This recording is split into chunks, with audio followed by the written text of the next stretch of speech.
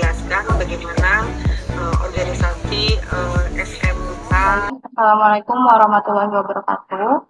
Selamat siang semuanya. Yang terhormat Ibu Ati Sumiati SPDMM selaku dosen mata kuliah perencanaan pengajaran, juga teman-teman sekalian yang kami banggakan.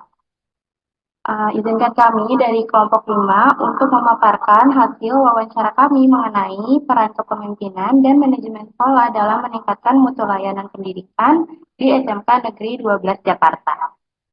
Boleh di next? Nah, di sini anggota kami berisikan 4 orang, yaitu yang pertama Aurel Julia Salsabila, yang kedua Fauzia Divya Putri Ibrahim, yang ketiga saya sendiri, Fitri Ainingrum, dan yang terakhir yaitu Salamah Nasyatul Laili. Boleh di next?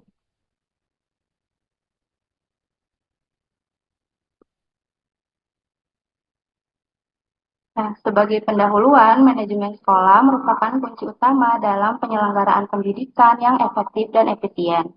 Melalui kegiatan observasi yang dilakukan secara langsung di SMK Negeri 12 Jakarta, kami mengamati dan mempelajari praktik manajemen sekolah yang meliputi 7 aspek utama, yaitu kepemimpinan, keuangan, humas, sumber daya manusia, ekstrakurikuler, sarana dan prasarana, serta layanan khusus. Hasil dari observasi ini diharapkan dapat memberikan gambaran nyata mengenai pelaksanaan manajemen pendidikan di sekolah, serta menjadi bahan evaluasi dan pembelajaran bagi calon pendidik dan pengelola pendidikan di masa depan. Next.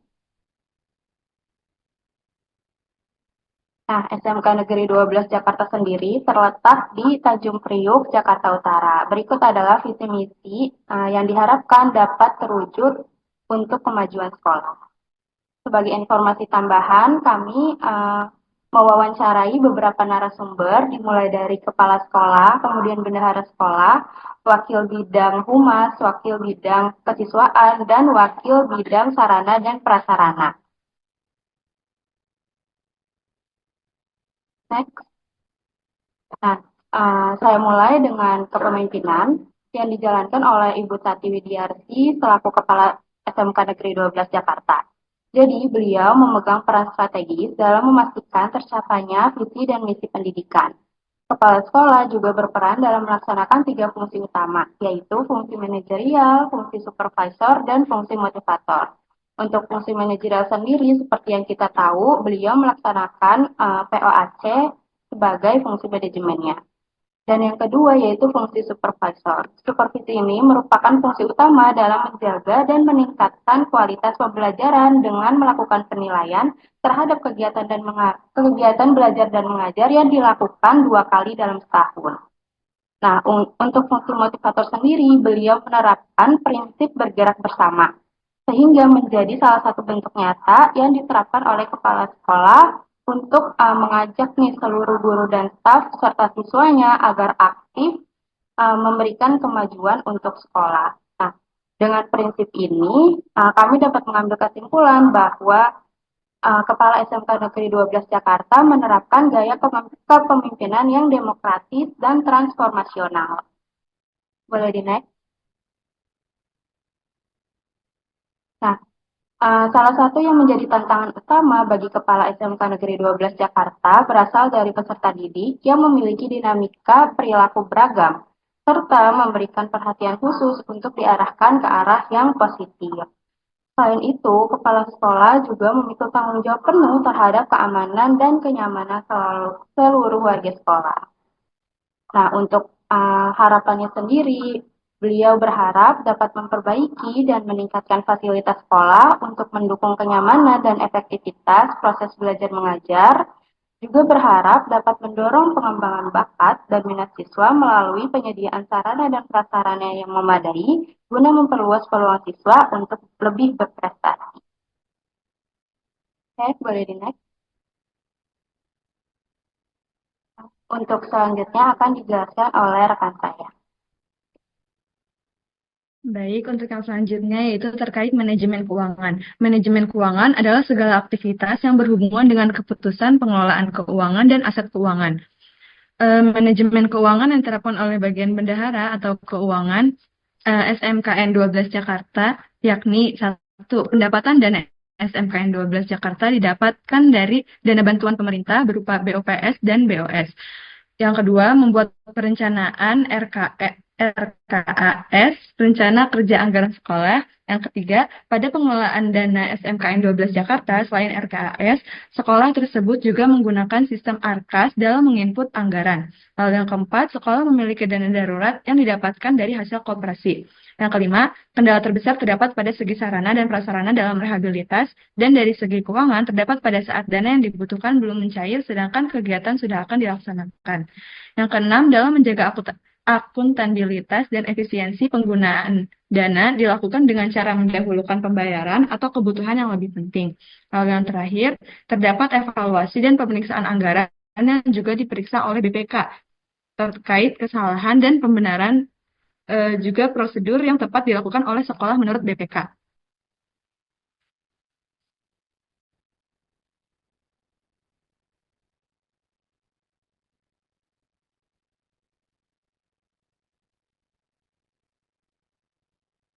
Selanjutnya, terkait manajemen humas. Manajemen humas adalah upaya mengelola sumber daya manusia agar mampu melakukan komunikasi, koordinasi, dan kerjasama dengan baik untuk mencapai suatu tujuan organisasi. Di SMKN 12 Jakarta, tugas humas adalah sebagai jembatan komunikasi baik dalam pihak internal seperti guru maupun pihak eksternal seperti dinas, alumni, dan masyarakat.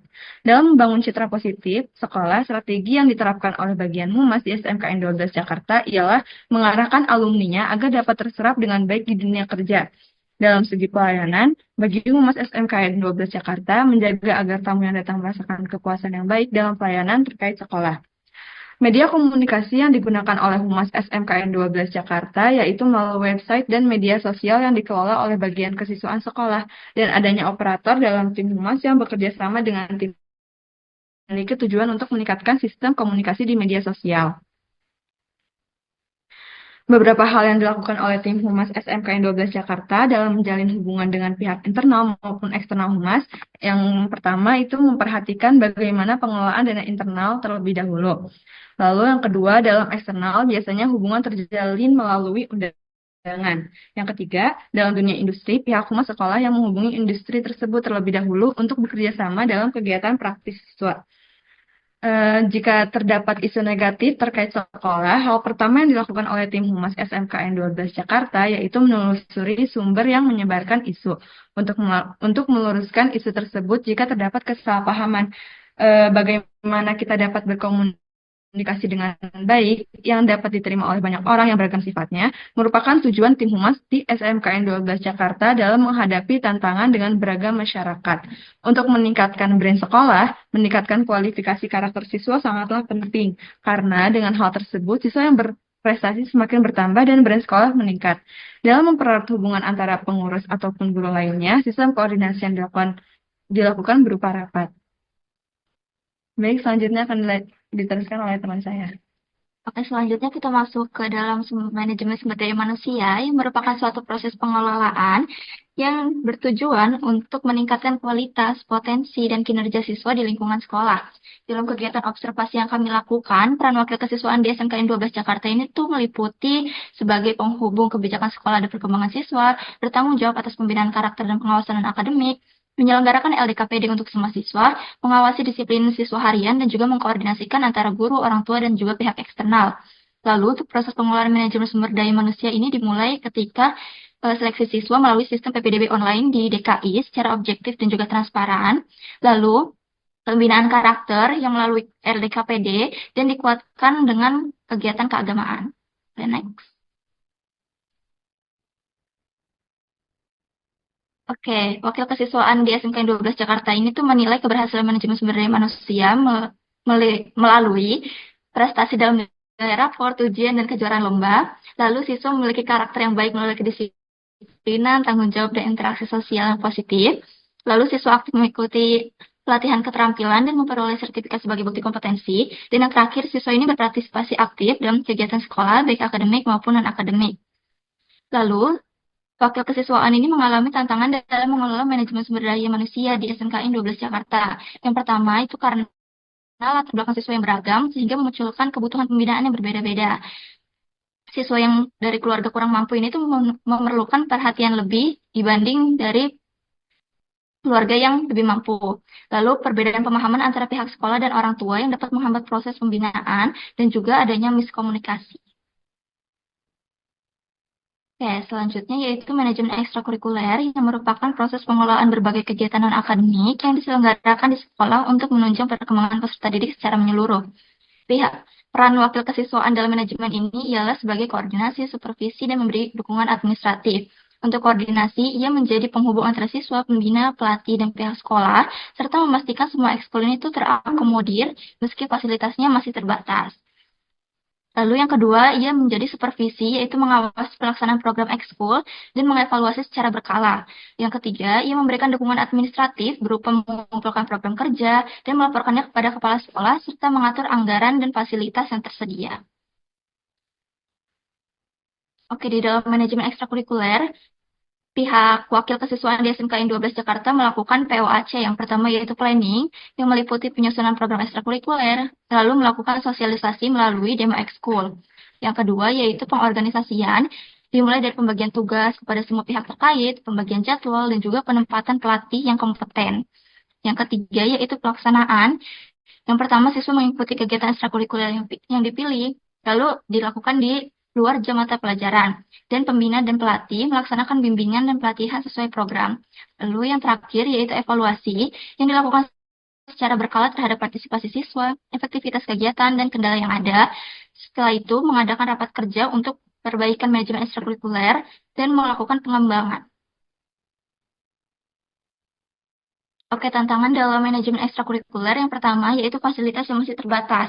Solusinya adalah dengan koordinasi pihak luar seperti meminjam lapangan atau bekerja sama dengan pihak ketiga. Lalu yang kedua, siswa yang masih kurang percaya diri. Solusinya adalah memberi motivasi berkelanjutan, menciptakan lingkungan yang suportif, serta memberikan kesempatan siswa untuk tampil di berbagai perlombaan. Yang ketiga, penjadwalan yang masih bentrok. Solusinya yaitu menyusun jadwal kegiatan yang tidak mengganggu jam pelajaran dan juga fleksibel. Oke, selanjutnya akan dijelaskan oleh rekan saya. Yang selanjutnya ada manajemen sarana dan prasarana. Manajemen sarana dan prasarana adalah rangkaian kegiatan yang mengelola berbagai fasilitas pendidikan, mulai dari perencanaan hingga pemeliharaan. Tujuan utamanya adalah memastikan semua fasilitas tersebut tersedia dalam jumlah dan kualitas yang memadai, sehingga dapat menciptakan lingkungan belajar yang bersih, nyaman, dan kondusif.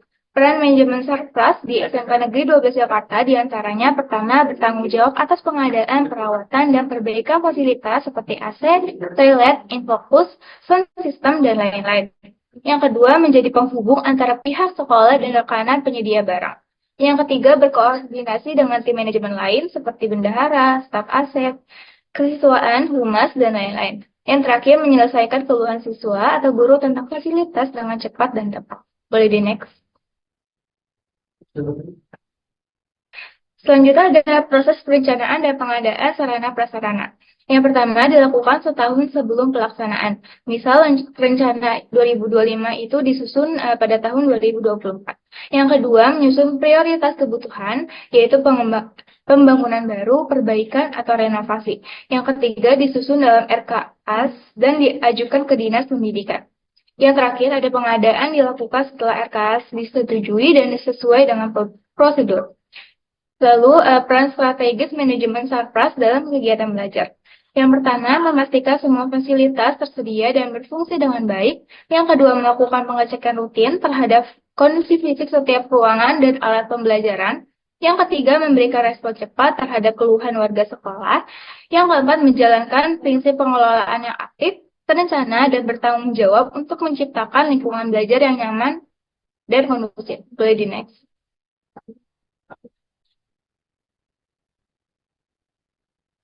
Oke, selanjutnya ada layanan khusus. Manajemen layanan khusus adalah bagian dari manajemen yang berperan dalam menyediakan dukungan pembelajaran secara langsung. Namun sangat penting untuk menciptakan lingkungan belajar yang nyaman dan efektif. Pentingnya layanan khusus di sekolah ini ialah yang pertama membantu kelancaran kegiatan belajar mengajar, yang kedua memberi rasa nyaman dan aman bagi siswa selama di sekolah, yang ketiga menjadi sarana pembentukan karakter, kedisiplinan, dan keterampilan siswa. Lalu contoh layanan khusus di SMK Negeri 12 Jakarta ini, yang pertama ada kantin sekolah. Kantin sekolah ini dikelola langsung oleh siswa tiap jurusannya. Tujuannya ini agar melatih manajemen usaha dan pelayanan. Yang kedua ada laboratorium praktik. Laboratorium ini terdiri dari Laboratorium Akuntansi dan Keuangan Lembaga (AKL), yang kedua Laboratorium Bisnis dan Pemasaran atau BDP, yang ketiga Laboratorium Manajemen Perkantoran Lembaga Bisnis atau MPLB, dan yang terakhir ada Laboratorium Rekayasa Perangkat Lunak atau FPL. Lalu yang ketiga ada UKS atau Unit Kesehatan Sekolah. Unit kesehatan sekolah ini menyediakan layanan kesehatan dasar di sekolah. Lalu yang keempat ada LSP, Lembaga Sertifikasi Profesi. LSP ini memberikan sertifikasi kompetensi agar siswa siap masuk ke dunia kerja. Yang terakhir ada Bank Mini dan Alfamart Lucina Center. Ini merupakan sarana praktik nyata bagi siswa untuk belajar operasional bisnis secara langsung. Boleh di next.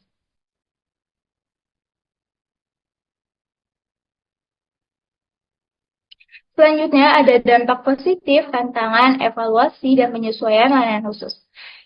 Dampak positif pelayanan khusus bagi siswa yang pertama membantu siswa memahami pelajaran dengan praktik nyata seperti pengenalan keuangan, pelayanan pelanggan, dan pencatatan transaksi. Yang kedua membuat pembelajaran menjadi lebih menyenangkan, jadi bukan hanya sekedar teori saja. Yang ketiga meningkatkan kepercayaan diri dan rasa tanggung jawab, dan yang terakhir mempersiapkan siswa menghadapi ujian sertifikasi dan masuk ke dunia industri. Lalu ada tantangan dalam pengelolaan layanan khusus. Yang pertama, sekolah harus terus mendampingi dan membimbing siswa dalam pengelolaan layanan. Yang kedua, perlu mengatur jadwal agar semua siswa ini dapat pengalaman yang merata. Yang ketiga, perbedaan semangat dan kedisiplinan antar siswa ini menjadi kendala yang harus diatasi dengan motivasi yang tepat. Yang keempat, ketersediaan fasilitas dan perlengkapan yang relevan dengan perkembangan industri juga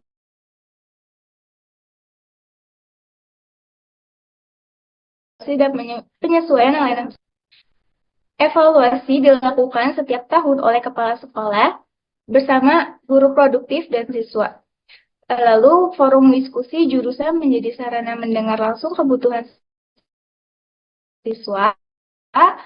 Layanan disesuaikan dengan kebutuhan industri dan dunia kerja agar tetap relevan dan bermanfaat. Lalu yang terakhir, keberhasilan diukur dari keterlibatan siswa, hasil pembelajaran, serta kesiapan mereka menghadapi dunia kerja dan kompetensi. Boleh di next.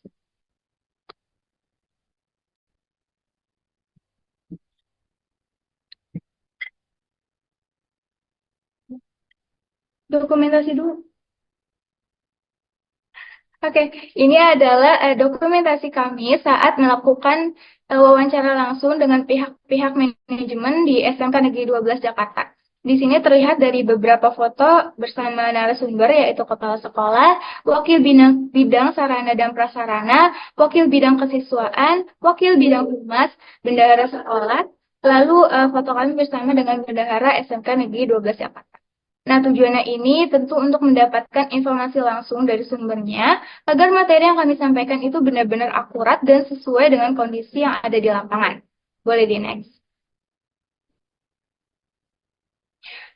Oke, sekian presentasi dari kami. Terima kasih atas perhatian dan waktunya. Kami mohon maaf apabila ada kekurangan dan kesalahan. Wassalamualaikum warahmatullahi wabarakatuh.